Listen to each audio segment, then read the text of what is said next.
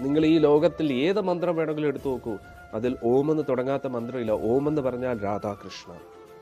രാധാകൃഷ്ണന്റെ സ്പർശമില്ലാത്ത ഒരു മന്ത്രം ഈ പ്രപഞ്ചത്തിലില്ല. ഓം എന്ന് പറയുന്നതിൽ ആ എന്ന് പറയുന്ന കൃഷ്ണനും ഊ എന്ന് പറയുന്ന ശ്രീമതി രാധാറാണിയാണ്.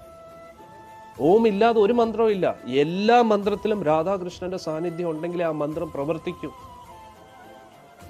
ആ മന്ത്രത്തിന്റെ ചാവിയാണ് ഓം എന്ന് പറയുന്നത്. ഓംകാരം, പ്രണവ മന്ത്രം, ആ രാധാകൃഷ്ണന്റെ ശക്തിയുടെ പ്രതിബിംബമാണ് ഈ പ്രപഞ്ചം. ഓംകാരത്തിൽ നിന്നാണ് ഈ സൃഷ്ടിയെല്ലാം ഉണ്ടായിരിക്കുന്നത്. രാധാകൃഷ്ണൻ തന്നെയാണ് ഈ പ്രപഞ്ചത്തിന്റെ ആധാരം. ശക്തിമാനായിട്ടുള്ള ഭഗവാനും ശക്തിയായിട്ടുള്ള ശ്രീമതി രാധികയും, ഇവരുടെ രണ്ടുപേരുടെയും ശക്തികളാണ്, ഇവർ രണ്ടുപേരുടെയും ഒരു പ്രാകട്യ പ്രപഞ്ചമാണ് നമ്മൾ ഈ കണ്ടുകൊണ്ടിരിക്കുന്നത്.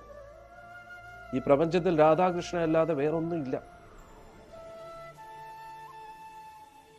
ആ ശ്രീമതി രാധാറാണിയുടെ പ്രതിബിംബമാണ് ശക്തിയായിട്ട് ഈ പ്രപഞ്ചത്തിൽ പ്രവർത്തിക്കുന്നത്.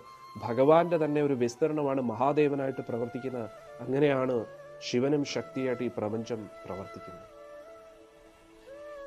ഈ പ്രപഞ്ചം മുഴുവൻ രാധാകൃഷ്ണൻ മാത്രമേ ഉള്ളൂ.